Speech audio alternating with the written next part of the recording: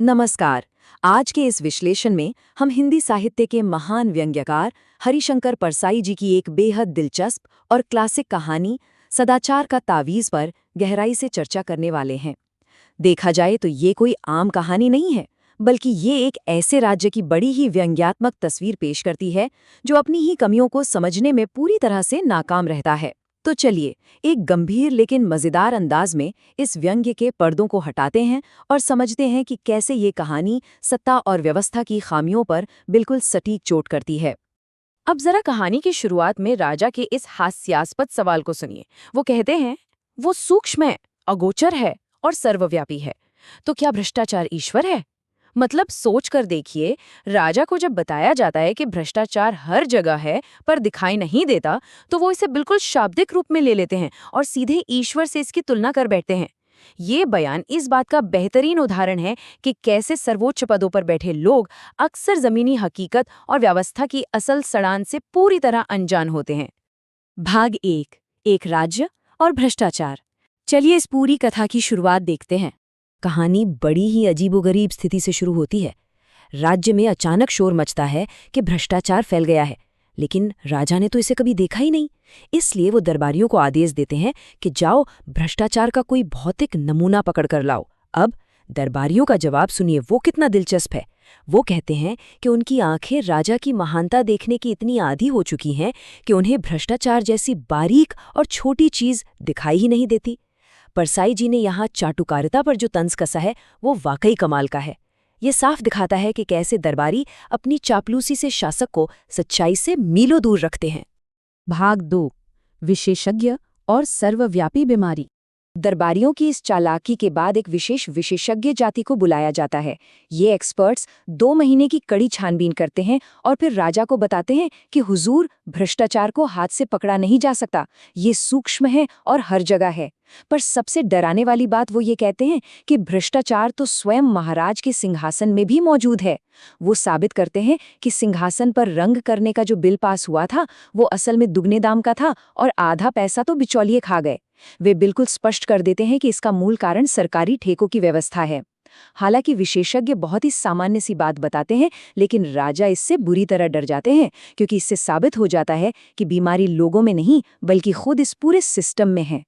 भाग 3, व्यवस्था परिवर्तन का डर। अब जब विशेषज्ञों ने साफ कर दिया कि असल बीमारी कहाँ है, तो यहाँ दोनों पक्षों के बीच का विरोधाभास बहुत ही शानदार ढंग से सामने आता है। एक तरफ विशेषज्ञों का ठोस समाधान है, ठेकेदारी प्रथा को खत्म करना और व्यवस्था में बड़े बदलाव लाना।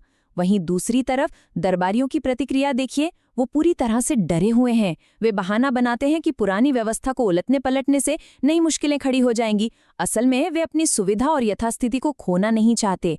वे सिस्टम को सुधारने के बजाय किसी भी तरह के वास्तविक बदलाव से बस बचकर निकलना चाहते हैं।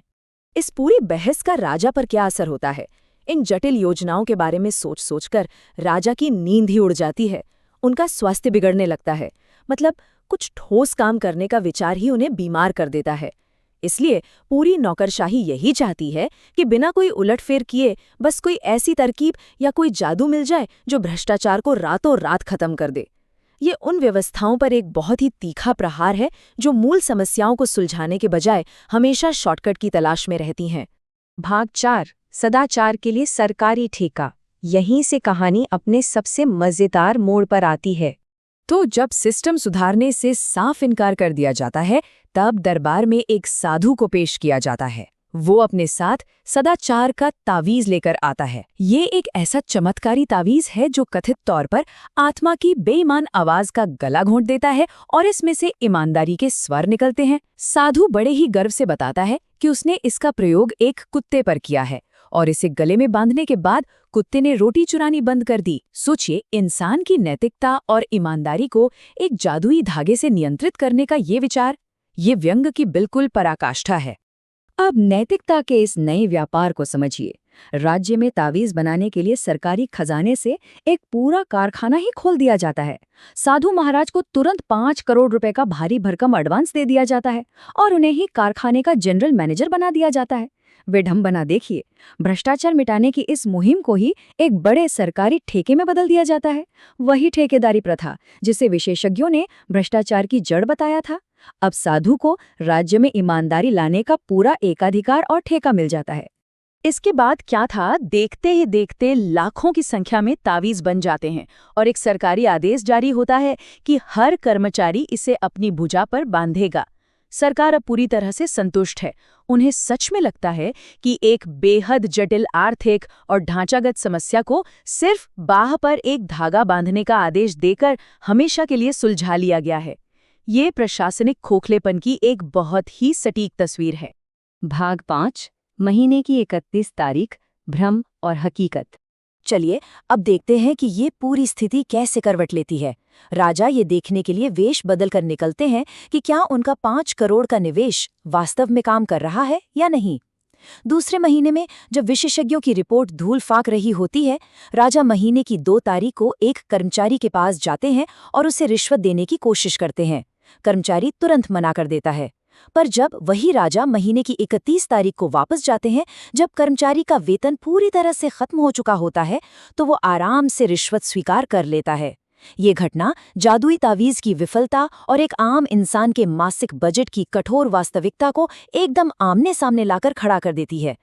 महीने की 2 तारीख का नजारा कुछ ऐसा होता है। भाग जाओ यहाँ से, घूस लेना पाप है। कर्मचारी बड़े ही आदर्शवादी ढंग से उस 5 रुपए के नोट को ठुकरा देता है।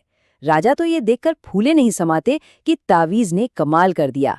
लेकिन यहाँ ध्यान देने वाली बात यह है कि उस दिन केवल 2 तारीख थी। कर्मचारी की जेब में अभी भी उसका पूरा नया वेतन रखा था। तो जाहिर है भरे पेट के साथ आदर्शवादी बनना बहुत आसान होता है।